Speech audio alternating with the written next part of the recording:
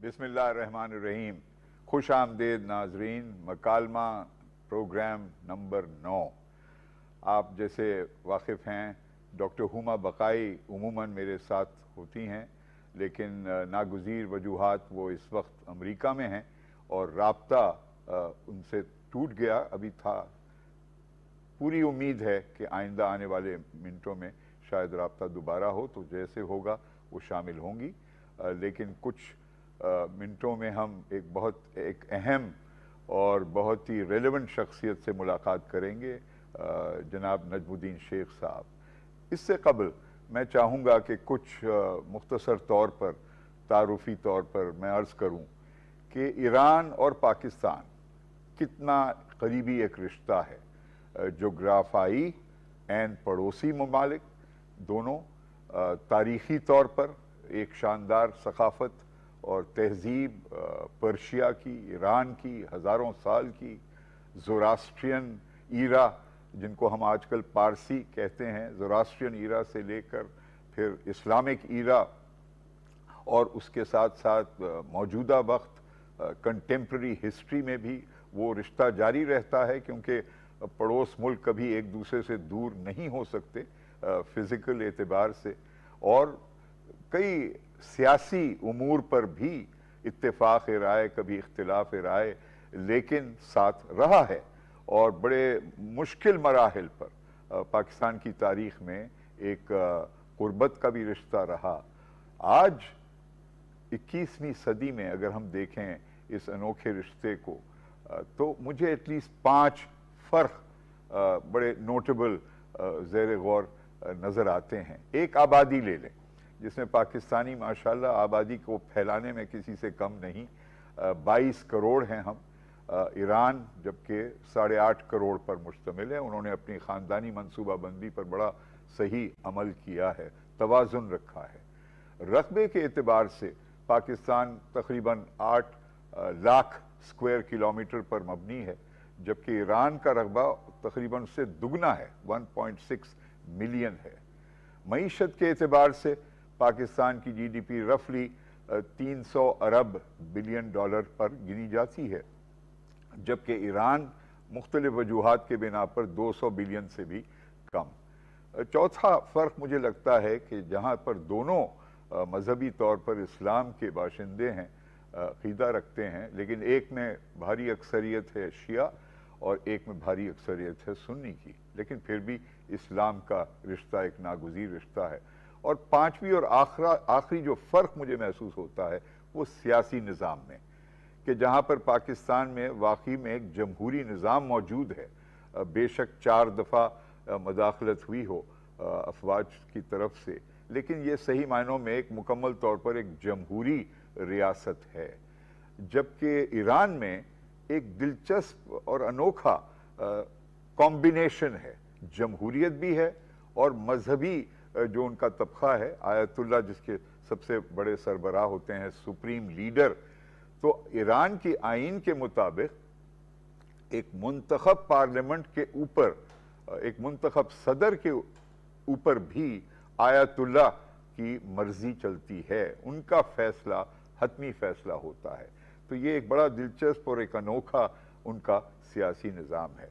मैं चाहूँगा कि इससे कबल कि हम नजमुद्दीन शेख साहब से रब्ता करें, मैं इस किताब का जिक्र करूँ, क्योंकि living on the age Iran और पाकिस्तान के रिश्ते के बारे में मेजर जनरल रज़ा अली ख़ान ने बड़ी तहक़ीक़ कर बड़ी एक दिलचस्प एक ज़ख़ीरा पैदा किया है तारीख़ को देखने के लिए और मौजूदा औक़ात में भी उसे जज करने के लिए। मैं खुश आमदेद कहता हूँ जनाब नजमुद्दीन शेख साहब को। इनको कई एज़ाज़ात हासिल हो चुके हैं। एक एज़ाज़ ये है कि ये वो सफ़ीर हैं जो माशाअल्लाह ईरान में भी रह चुके हैं पाकिस्तान की नुमाइंदगी करने के लिए, और अमेरिका में भी रह चुके हैं। 2 ऐसे ममालिक जो इस वक्त इंतहाई कशीदगी का शिकार हैं। शिकार क्या, बल्कि अमेरिका ने ईरान को शिकार बनाया है। और दूसरी तरफ पाकिस्तान में वो फॉरेन सेक्रेटरी के तौर पर, सेक्रेटरी खारजा के तौर पर बड़े नामवर खिदमात अंजाम दिए हैं, तज्जिया निगार हैं। खुश आमदेद नजमुद्दीन शेख साहब, और शुक्रिया आपकी शिरकत का।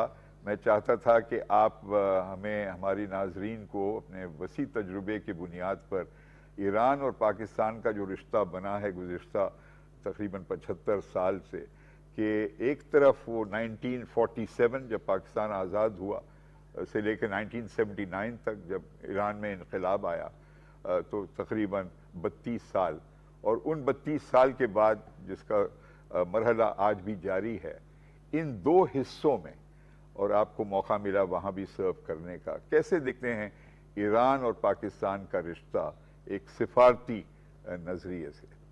دیکھیے، جن چیزوں کا آپ نے ذکر کیا اس پہ میں ذرا سا تبصرہ کرنا چاہتا ہوں. آپ نے کہا کہ پاپولیشن کنٹرول اب ایران کر رہا ہے. وہ کل کی خبر ہے کہ انہوں نے وہ پاپولیشن کنٹرول کے جو میجرز ہیں ان کو ریورس کر دیا ہے. اب وہ پاپولیشن کو بڑھانے کی کوشش کر رہے ہیں، اور اس وجہ سے جو وہاں پہ کانٹرسیپٹیوز اور آئی یو ڈیز کی سروس تھی اس کو وہ کم کر کے اور نکالنے والے ہیں. دوسری چیز جس کا ہمیں ذکر کرنا چاہیے وہ یہ کہ ایران میں اس وقت پانی کی قلت کا یہ حال ہے. اصفہان جو کہ ان کا 30 سے بڑا شہر ہے، وہاں پہ احتجاج ہوا ہے. وہاں پہ جو ندی ہے، جو ریورز ہیں وہ ڈرائی ہو چکے ہیں. احتجاج پہ ایرانی اتھارٹیز نے بہت سخت ایکشن لیا ہے، اور ان احتجاج کرنے والوں پہ کچھ سخت ایکشن بھی لیا گیا ہے. تیسری چیز جو آپ نے کہا پولیٹیکل سسٹم کے سلسلے میں کہ دونوں چیزیں ہیں، اس کا بھی آپ کو تاریخ میں پس منظر دیکھنا چاہیے کہ جب 1979 میں جس کو ہم کہتے ہیں کہ امام خمینی کا انقلاب تھا، it was in fact a Tudor, یعنی جو ایرانین کمیونسٹ پارٹی تھی اس کے تحت یہ انقلاب کی بنیاد رکھی گئی تھی. اور اس کے بعد چونکہ امام خمینی نے اچھا ایک نیٹ ورک بنایا ہوا تھا تو انہوں نے گریجولی اس کو ٹیک اوور کر لیا. لیکن یہ یاد رکھنا ضروری ہے کہ جو انقلاب تھا اس کی سٹارٹنگ پوائنٹ ٹیوڈے یعنی کہ ایرانین کمیونسٹ پارٹی تھی. اب آتے ہیں ہمارے رشتے پہ، اور اس رشتے میں جو جن چیزوں کا آپ نے ذکر کیا وہ بہت اہم ہے. اور ہمارے ساتھ جو آپ نے کہا کہ 1947 سے لے کے 1979 تک، اس میں ایک بہت اہم پہلو تھا جس کا میں ذکر کرنا چاہوں گا، اور وہ یہ کہ شاہ ایران نے اس وقت اتنا دباؤ ڈالا تھا اپنے افغان کولیگ پہ، سردار داؤد پہ، کہ انہوں نے کہا کہ صاحب میں اب پاکستان جا کے اور ڈیورنڈ لائن کو تسلیم کرنے کو تیار ہوں. اب وہ اور چیز ہے کہ اس وقت وہ جو سور ریولیوشن ہوا افغانستان میں، اس کی وجہ سے یہ پورا نہیں ہوا. لیکن میں اس پہ ایمفسس رکھنا چاہ رہا ہوں کہ اس وقت ایران کی دلچسپی تھی کہ ایران کی مدد سے افغانستان کے ساتھ جو مسئلے ہیں پاکستان کے وہ حل ہو جائیں، اور وہ حل کی طرف یہ جو میں نے سردار داؤد کا ذکر کیا وہ واضح تھا کہ اس پہ وہ قدم لینے کو تیار تھے. اب وہ آپ سمجھ لیں کہ ایک مسڈ اپرچونٹی تھی، لیکن اس سے یہ واضح ہوتا ہے کہ ایران شاہ کے نیچے یا انقلابی حکومت کے نیچے کتنی اہمیت جوڑتا ہے پاکستان کے ساتھ رشتے کو.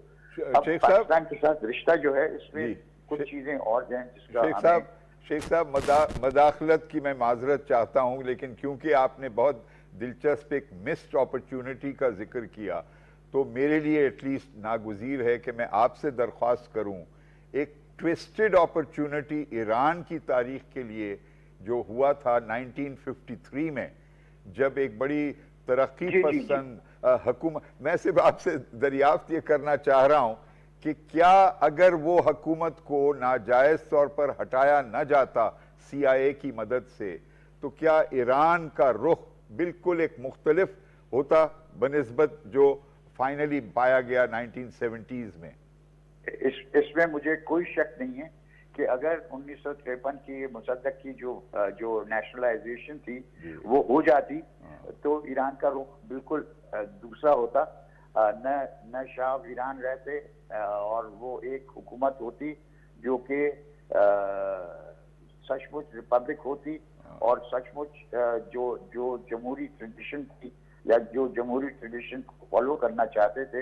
ایران میں یاد رکھیے کہ ایران میں جو پہلی کانسٹیٹیوشن ہے اور اس کے بعد اور کانسٹیٹیوشنز ہیں, ان سب میں ایرانی کلرجی جو ہے اس کو ایک رول دیا گیا ہے کہ کوئی قانون پاس نہیں کیا جا سکتا جو کہ ایرانی کلرجی کہتی ہے کہ اسلام کے خلاف ہے یا جو اسلام پریکٹس ہوتا ہے ایران میں اس کے خلاف ہے. تو وہ ہمیشہ تھی, لیکن مصدق کے زمانے میں اگر یہ ہو جاتا تو اس میں بھی شاید تبدیلی آتی, لیکن آپ کا کہنا صحیح ہے کہ یہ ٹوسٹڈ اور لاسٹ اپرچونٹی بالکل تھی اور اس سے سارے خطے کا نقشہ ہی بدل جاتا. اس میں عراق کی کیا صورتحال پیدا ہوتی اور جگہ کیا صورتحال پیدا ہوتی, اس کا ہم ابھی اس وقت صرف اسپیکولیٹ کر سکتے ہیں. یہ جو آپ کو میں نے I didn't want to divert you from the main question جو کہ ہمارا سفارتی رشتہ ہے, لیکن اگر اس کا بھی حوالہ دیکھا جائے نجم الدین شیخ صاحب کے 1950 میں دونوں ممالک نے ایک معاہدہ کیا دوستی کا, ٹریٹی آف فرینڈشپ, آپ کو جیسے معلوم ہے. تو آپ سمجھتے ہیں کہ وہ ٹریٹی آف فرینڈشپ ہی کے تحت ہمارا رشتہ پھر ارتقائی طور پر آگے بڑھا یا کچھ دھچکے لگے اور کچھ نئی رکاوٹیں پیدا ہوئیں اس کے بعد 1950 کے بعد؟ دیکھیے پاکستان اور ایران کا رشتہ جو تھا خاص طور پہ شاہ کے دوران وہ ایک اس نوعیت کا تھا کہ ہم توقع رکھتے تھے اور وہ توقع کچھ حد تک پوری کی جاتی تھی کہ ایران ایک امیر ملک ہے اور پاکستان کی وہ امداد جاری رکھے گا. اس میں کچھ ایکوالٹی کے بیسس پہ ہوتا تھا, کچھ ان ایکوالٹی کے بیسس پہ ہوتا تھا. مثلا جب OIC کی میٹنگ ہو رہی تھی تو ہمارے یحییٰ خان صاحب یہاں سے ایران گئے اور ایران میں تہران میں شاہ کے جہاز میں جا کے ساتھ ہوئے. تو یہ چیزیں ہوتی رہتی ہیں. ہمارے ہاں جو رشتہ ہے اس میں ایک حد تک مشکلاتیں پیدا ہوئی ہیں اور وہ مشکلاتیں رہیں گی. اس وقت میں چاہتا کہ ابھی جو کنٹمپریری سچویشن ہے اس میں ہمارا کیا صورتحال ہے. دونوں ممالک کے درمیان سیستان بلوچستان صوبہ جو جسے سیستان بلوچستان کہتے ہیں ایران میں, ایک سنی اکثریت کا صوبہ ہے ایران میں, اور پاکستان میں بلوچستان جہاں سے ہمیں کسی قسم کی دقتوں کی درپیش ہے. یہ چیز ہے اس کے حل کے لیے دونوں ممالک میں تعاون ضروری اور وہ تعاون ہو رہا بھی ہے, لیکن ایک کچھ اس طرح کا تعاون ہوتا ہے جس میں پتہ نہیں چلتا کہ ہوگا بھی صحیح ہوگا یا نہیں ہوگا. میں آپ سے یہ کہنا چاہ رہا ہوں کہ اس وقت سیستان بلوچستان اور بلوچستان کے سلسلے میں ہم دونوں میں تعاون کی سخت ضرورت ہے, لیکن اس تعاون میں ایران کو ہمیشہ یہ شک رہتا ہے کہ پاکستان کی جو سرزمین ہے اس کو پاکستان کے ایران کے دشمن استعمال کرنا چاہیں گے, جبکہ ایران اور پاکستان میں تعاون بڑھایا جائے گا تو اس تعاون کے بڑھانے میں کوئی چیزیں آبسٹیکل ریز ہوں گی. اب اس کو ہمیں اوورٹیک کرنا ضروری ہے. لیکن نجم الدین شیخ صاحب, لیکن ساتھ ساتھ پاکستان کو بھی یہ شکوہ اور جائز ہوتا ہے کہ آخر کلبھشن جدہ کو وہاں ایران سے پاکستان کی جو کوششیں تھیں اس نے اپنی ممکن بنائیں, تو ایران کی سرزمین کو بھی پاکستان کے ایک ایسی ریاست جو دشمن کا ایک درجہ رکھتی ہے انفارچونیٹلی, وہ بھی تو ایران سے ہی یہاں تشریف لائے کلبھشن جادو.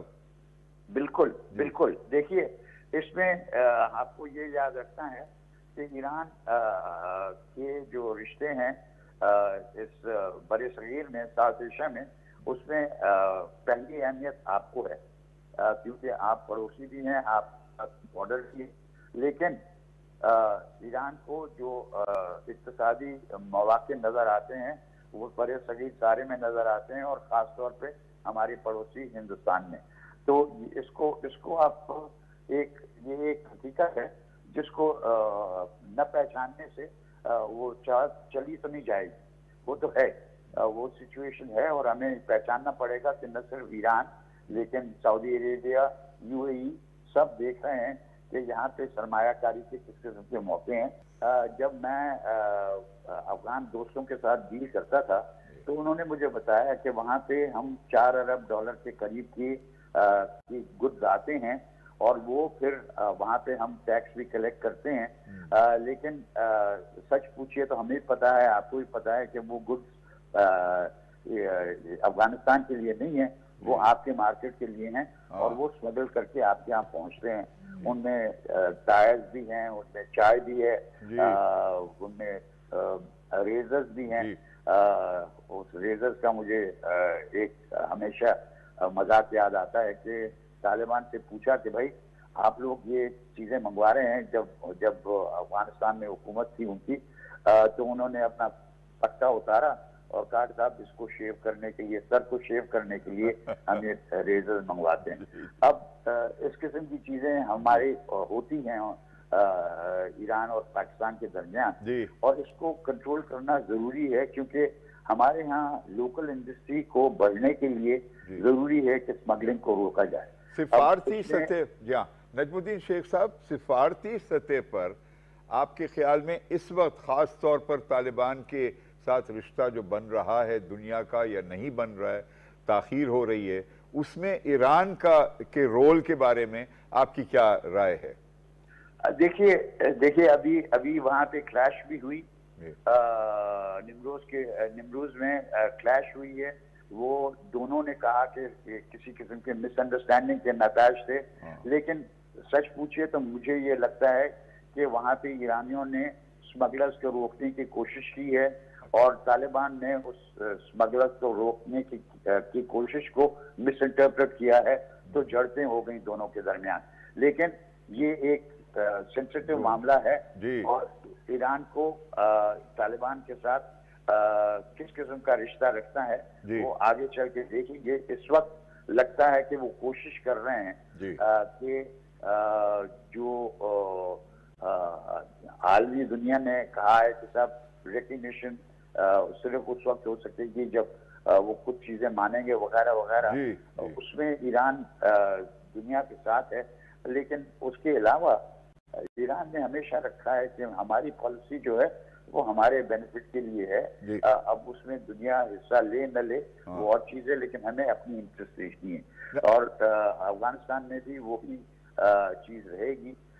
इस वक्त ईरान ने तालिबान के साथ रिश्ते जोड़े थे और उनको बढ़ाया भी था, और आपने देखा कि बहुत सारी डेलीगेशन ईरान की तालिबान की ईरान गई, ईरान में बैठ के बातचीत की, तो वो समझते हैं कि उन्होंने एक अच्छा रिश्ता बनाया हुआ है। नजमुद्दीन शेख साहब, एक आखिरी सवाल आपसे मैं गुजारिश करूंगा, इस पर रोशनी डालिएगा कि सिफारती सतह पर एक तो पाकिस्तान को फख्र है कि आप जैसे नामवर हमारे डिप्लोमेट्स हमने पैदा किए हैं जिन्होंने बड़ी महारत के साथ बड़े नाजुक मराहिल से पाकिस्तान के इंटरेस्ट को प्रोटेक्ट किया है इंटरनेशनल सीन पर। नंबर एक, इस सवाल के दो हिस्से हैं। एक कि सिफारती सतह पर हमें एक टाइट रोप वॉकिंग करनी पड़ती है कि अमेरिका और सऊदी अरेबिया के साथ रिश्ता मुस्बित रखना मुख्तलिफ वजूहात के बिना पर, और साथ साथ ईरान के साथ भी नागुज़ीर है कि ऐन पड़ोस मुल्क है, नंबर एक। और दूसरा मेरा सवाल ये होगा कि ईरान की जो सिफारती काबिलियत है, बहुत तारीफ सुनी है कि उनकी डिप्लोमेसी भी बावजूद दीगर मुश्किलात के बड़ी एडेप्ट है, स्किलफुल है। इन दो सवाल के आपके कीमती जवाब का इंतजार। अच्छा, देखिए, पहले तो मैं कहूँगा कि मैं समझता हूँ कि इस खिते में जवाद ज़रीफ की हैसियत का और काबिलियत का डिप्लोमेट इस नस्ल में और कोई पैदा नहीं हुआ, नहीं उसकी उम्मीद रखी जा सकती है कि अब उनके रिप्लेसमेंट में इसी नौयत का, इसी सलाहियत का बंदा होगा। تو جب آپ کہہ رہے ہیں کہ وہ بہت ایسٹیوٹ تھے, بہت ڈپلومیسی ان کی بہت پائیدار تھی اور اسکلفل تھی, تو much of the credit belongs to Javad Zarif. لیکن اس سے آگے چلتے ہوئے کہ اب آپ کہہ رہے ہیں کہ صاحب امریکہ اور جی سی سی ممالک ایک طرف, یعنی جی سی سی سے مراد سعودی عربیہ, یو اے ای وغیرہ, لیکن آپ دیکھ رہے ہیں کہ یو اے ای نے, جی سی سی نے, سعودی عربیہ نے, دونوں نے ہاتھ بڑھایا ہے ایران کی طرف, کیونکہ ان کو نظر آ رہا ہے کہ امریکہ اب مشرق وسطیٰ میں سے نکلنے والا ہے, اور اس کی وجہ سے ان کو اپنی رشتے جوڑنا ضروری ہے. دوسرا کہ اگر یمن میں مسئلہ حل ہونا ہے یا لیبیا میں مسئلہ حل ہونا ہے, تو اس میں ایران کے تعاون کی ضرورت پڑے گی, اور اس میں کسی قسم کی ایڈجسٹمنٹ ہو سکتی ہیں, یا کم از کم نظر یہ آ رہا ہے کہ کوشش یو اے ای کی, سعودی عربیہ کی یہ ہے کہ کسی قسم کی اس میں اپنے پالیسیز میں لچک لائیں, اور ایران سے بھی یہ توقع رکھیں کہ آپ بھی اتنی لچک لائیں گے. مسئلہ اس وقت مجھے لگتا ہے ایران کے لیے اندرونی زیادہ ہے. میں نے اصفہان کا ذکر کیا, لیکن اصفہان اکیلا نہیں ہے, ان کی جو ہمارے ساتھ پروونسز لگتی ہیں ان میں بھی پانی کی کمی ہے, ان میں بھی کراپ فیلیئرز ہو رہی ہیں, اور مسئلہ اقتصادی طور پہ ایران میں بہت گمبھیر ہوتا جا رہا ہے, اور اس کے لیے ایران نے ابھی تک تو سینکشنز رژیم کو پوری طرح سے ٹیکل کرنے کے طریقے کار ڈھونڈ لیے ہیں, لیکن اس کے باوجود مجھے لگتا ہے کہ ان کے پاس اتنی گنجائش نہیں ہے جتنی کہ وہ چاہتے ہیں, اور اس کی وجہ سے ان کو محتاط راستہ اختیار کرنا پڑے. نجم الدین شیخ صاحب, آپ کے بہت دلچسپ اور قیمتی خیالات کے اظہار کا شکریہ. ناظرین, بہت جلد آپ سے رابطہ ہوگا ایک مختصر بریک کے بعد.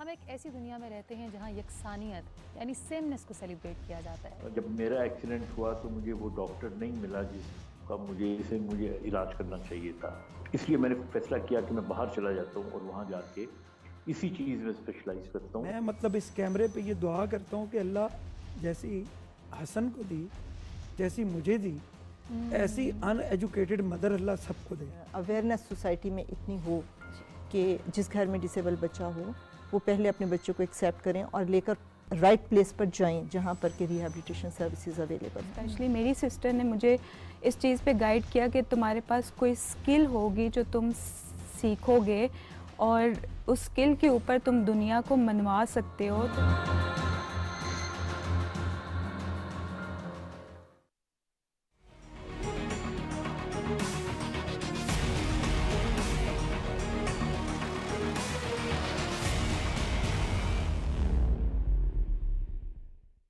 ویلکم بیک ناظرین.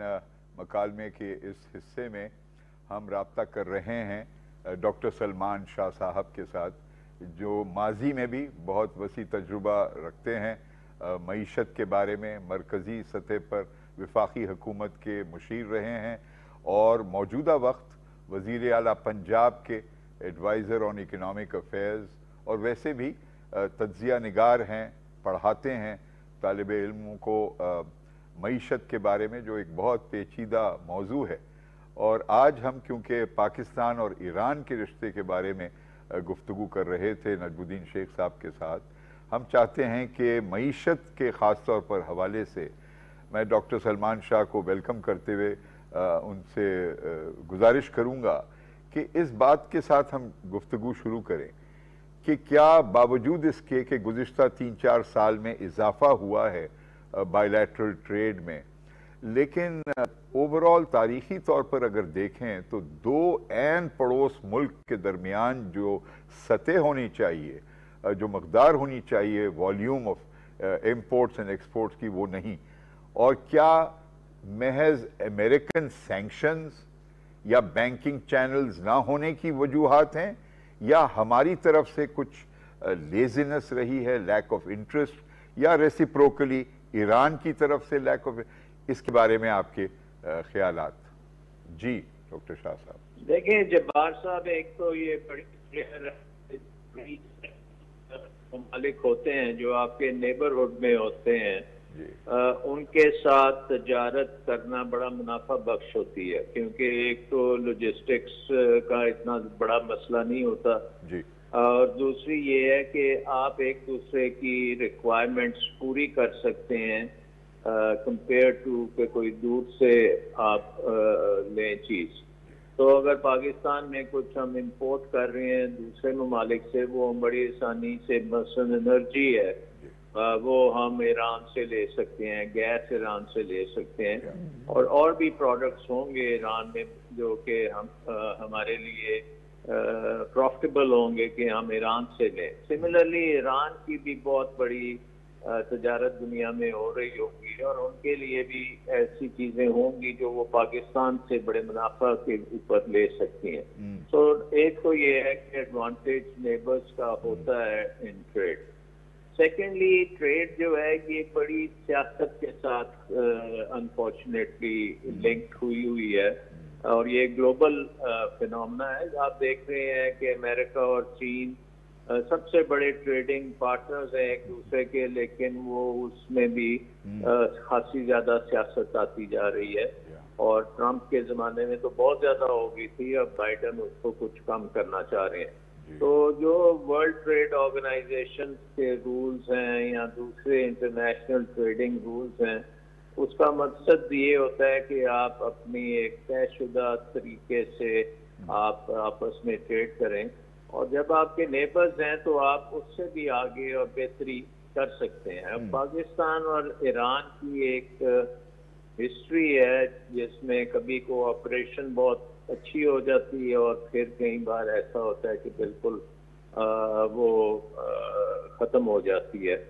تو اس چیز کو ہمیں ایوائڈ کرنا چاہیے. ہمارے پاس ایران کے ساتھ ٹریڈ کے اوپر اور اکنامکس کے اوپر جوائنٹ اکنامک کمیشن بھی ہے, جس میں وہاں کے وزیر اور پاکستان کے جو وزیر ہوتے ہیں زیادہ تر تجارت کے یا فائنینس کے ہماری طرف سے آتے ہیں, اور ان کی طرف سے بھی امپورٹنٹ وزیر ہوتے ہیں. تو وہاں پہ ایک ہمارے پاس میٹنگ آف دا مائنڈس ہونی چاہیے.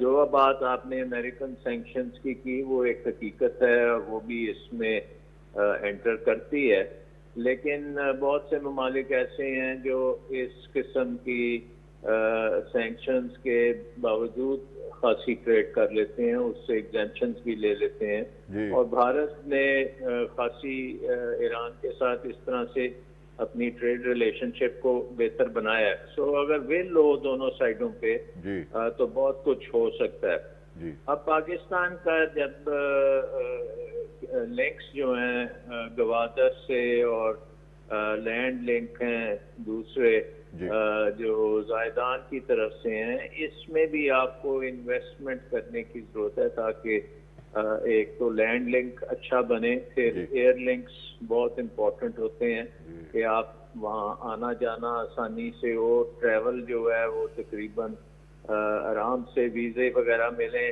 اور تجارت کے لیے آنا جانا بہت زیادہ ہونا چاہیے. اور پھر جو شپنگ لائنز ہیں اس میں بھی آپ کو بہت بہتری کی ضرورت ہوتی ہے.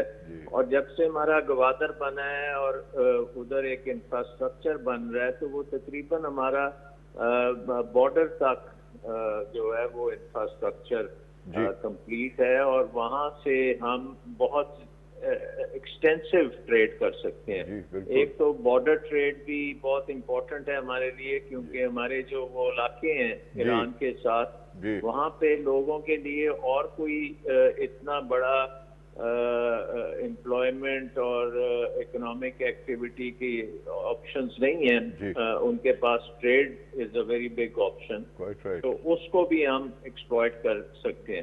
تو کہنے کا مقصد یہ ہے کہ ہمیں ایک اسٹریٹجی چاہیے, اور وہ strategy at the highest level political leadership of Iran and political leadership of Pakistan کی آپس میں انڈرسٹینڈنگ ہونی چاہیے.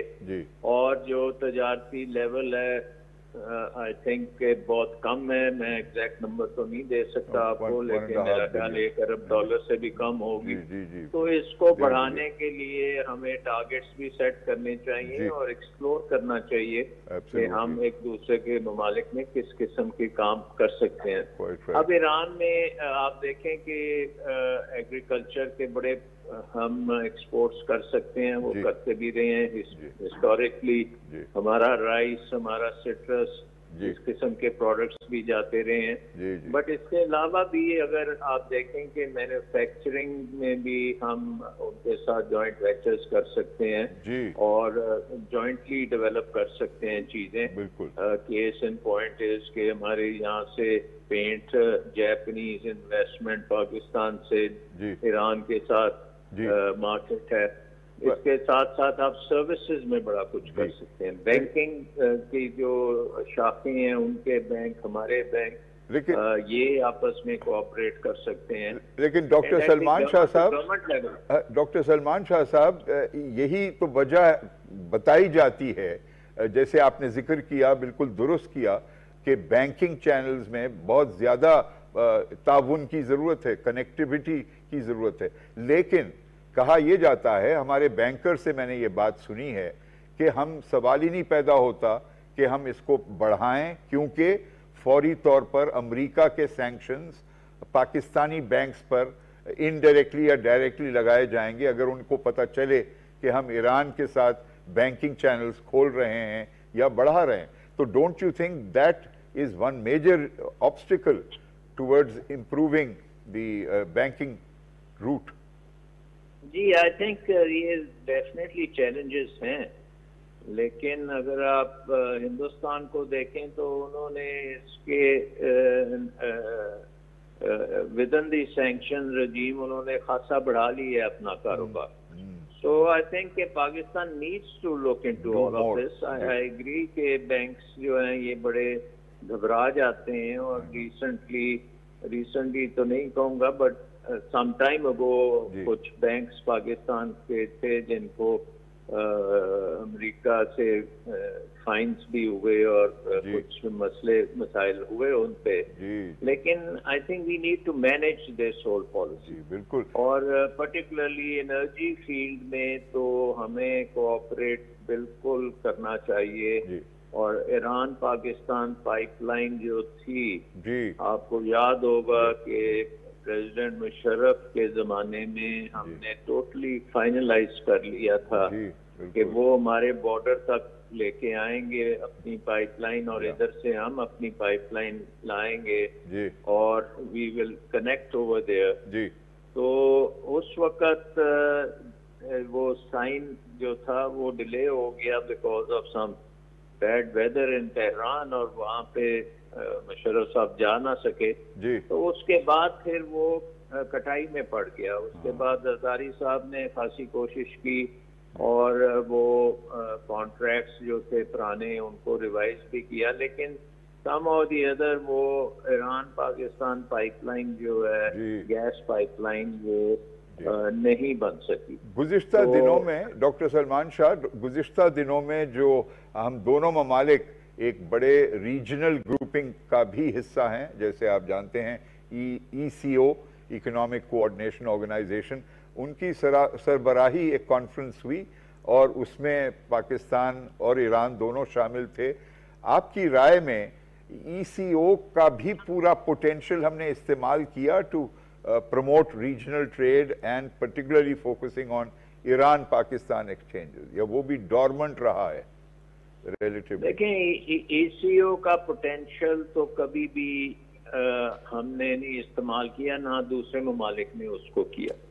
ایون دو ECO میں خاصے پروٹوکول سائن ہو چکے ہیں, یہ 10 ممالک میں Central Asian republics, Pakistan, Turkey, Iran and Afghanistan. یہ ایک آئیڈیل گروپنگ ہے اس وقت کے لحاظ سے. جو افغانستان کا جو ایشو ہے. آئی تھنک ECO از دا کی آرگنائزیشن جس کے ذریعے افغانستان کو آپ ڈیزاسٹر سے بچا سکتے ہیں, اور سارے نیبرز جو ہیں افغانستان کے وہ تقریباً ECO میں ہے, اور ECO کا پوٹینشیل اب میرا خیال ہے کہ اس کا وقت آ گیا ہے کہ اس کو کیا جائے. اور یہ جو لاسٹ میٹنگ ہوئی ہے عاشق آباد میں, آئی واز ہوپنگ کہ اس کی ڈیکلریشن ذرا تگڑی قسم کی آئیں گی regarding Afghanistan and rebuilding of Afghanistan and opening up of trade relationships. اس میں تو آپ کو پتہ ہے کہ تقریباً ہر چیز کے اوپر رولز بن چکے ہیں, ادارے بن چکے ہیں. اس میں فری ٹریڈ ایریا پورا ECO کو within a time frame بنانا تھا جو ہم نے نہیں بنایا. تو آئی تھنک کہ اب وقت آ گیا ECO کا. ہر اینٹی کا ایک ٹائم ہوتا ہے, تو this is the best time for ECO.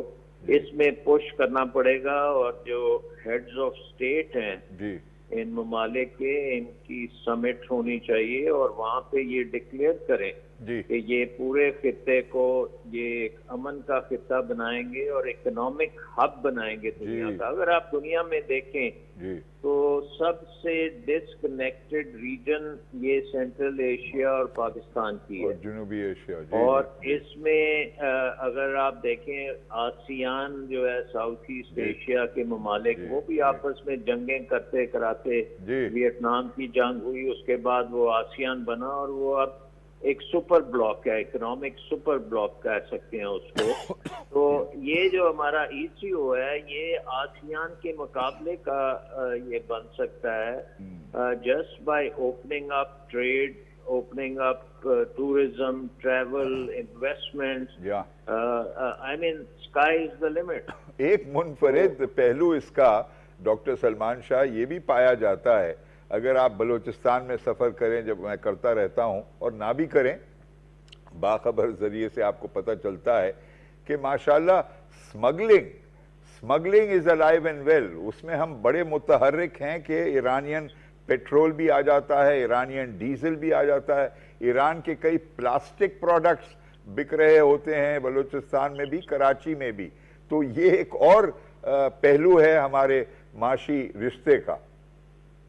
جی بالکل. آئی تھنک اسمگلنگ تو اس لیے ہوتی ہے نا کہ بیریئرز ٹو ٹریڈ ہیں. بیریئرز ٹو ٹریڈ آپ ختم کریں گے, فری ٹریڈ ایریا بنائیں گے, تو یہی اسمگلنگ جو ہے یہ آفیشیل ٹریڈ بن جائے گی. اور جو ہمارے لوگ اس وقت بلوچستان میں یہ ٹریڈ کر رہے ہیں وہ فارملائز ہو جائیں گے, اور وہ بہت اچھا رابطہ بنیں گے اکنامک ڈیولپمنٹ کا. بلوچستان کو بھی بڑا فائدہ ہوگا, پاکستان کو بہت زیادہ فائدہ ہوگا, پورے خطے کو بہت زیادہ فائدہ ہوگا. تو جو یہ اس ایریا کو گلوبل رائیولریز کی وجہ سے جنگ میں پچھلے 40-50 سال سے, یا بلکہ 100 سال سے, بلکہ 200 سال سے یہ سارا ایریا جو ہے یہ گریٹ گیم کا حصہ رہا ہے. اور اب اس کا وقت آ گیا ہے کہ اس کو ہم دنیا میں انٹیگریٹ کریں اکنامکلی, اور ٹریڈ کے پوائنٹ آف ویو سے, انویسٹمنٹ کے پوائنٹ آف ویو سے, ٹریولنگ کے پوائنٹ آف ویو سے. مطلب یہاں پہ ہسٹری اتنی زبردست ہے کہ سینٹر جو ہے سیولائزیشن کا تو یہاں ہی تھا. ایبسلیوٹلی جی, بالکل. یہ ہمیں انیشیٹو اب لینے چاہیے, ٹرکی, ایران, پاکستان اور دوسرے سینٹرل ایشین اسٹیٹس کے ساتھ مل کے. اب we should take the destiny in our own hand. Absolutely. Doctor Salman Shah, 60 سال قبل صدر ایوب کے دور میں آپ کو یاد ہے کہ RCD کے نام سے ہم نے Turkey, Iran, Pakistan regional cooperation for development قائم کیا تھا. تو وہ ماضی سے بھی ہم کو سیکھنا چاہیے, اور مستقبل بہت بہتر ہو سکتا ہے ایران کے ساتھ معاشی رشتے کا. آپ کے قیمتی خیالات کا اظہار کا بہت شکریہ. ناظرین, ابھی حاضر ہوتے ہیں ایک مختصر بریک کے بعد.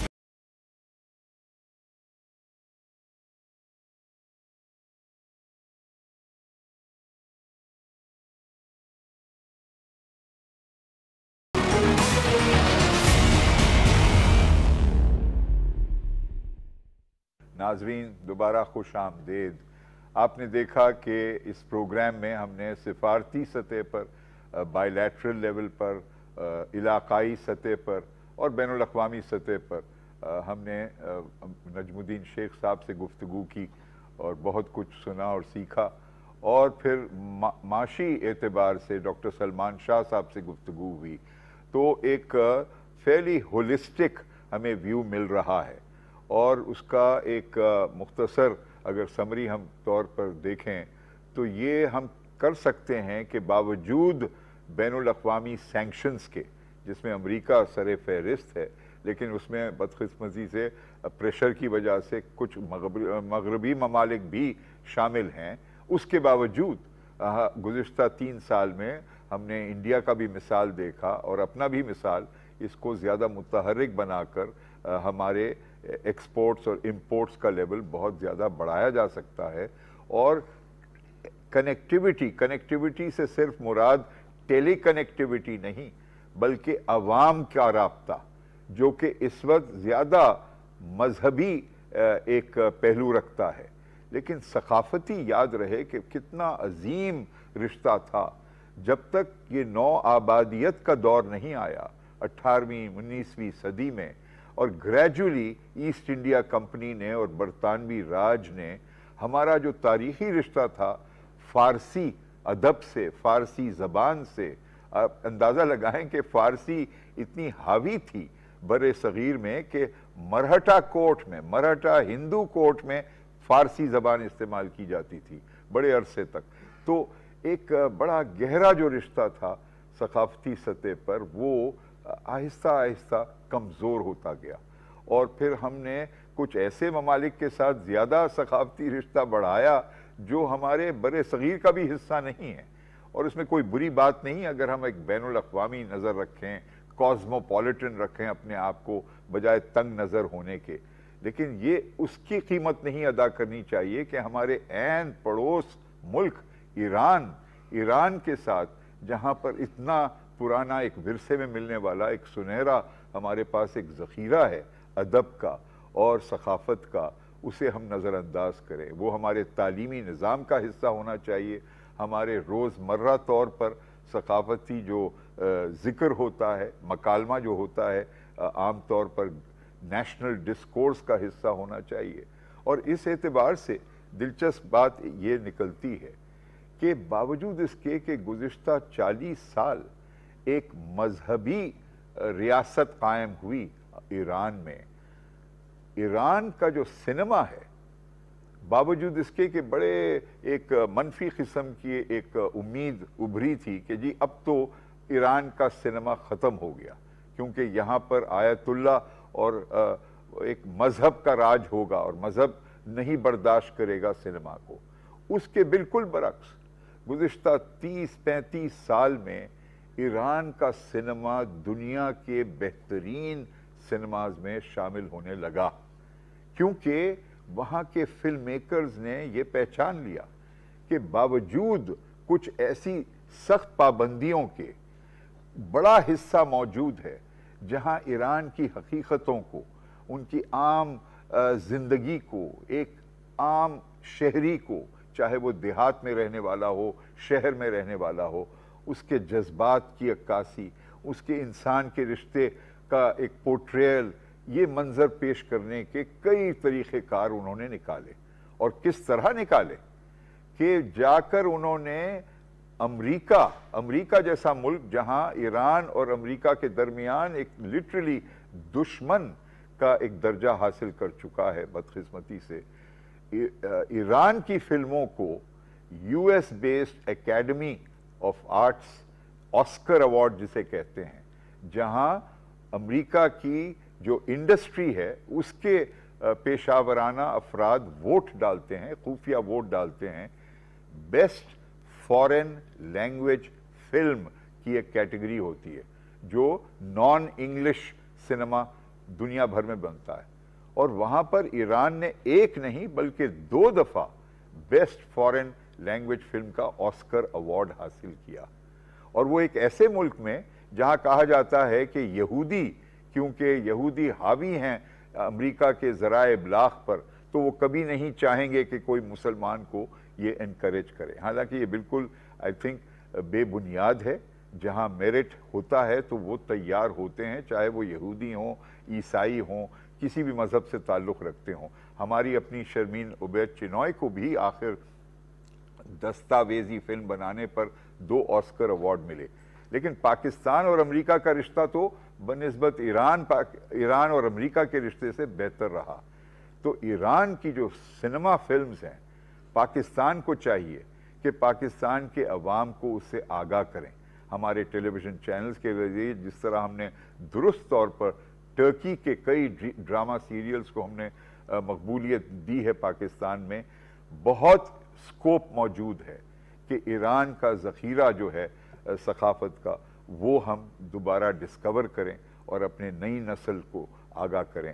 آپ کی توجہ اور شرکت کا بہت شکریہ. ہم نے ڈاکٹر ہما بقائی کو مس کیا ناگزیر رابطے کی مشکلات کی وجہ سے, لیکن I'm sure that she will join us for the next programme. آپ کی توجہ کا شکریہ. خدا حافظ.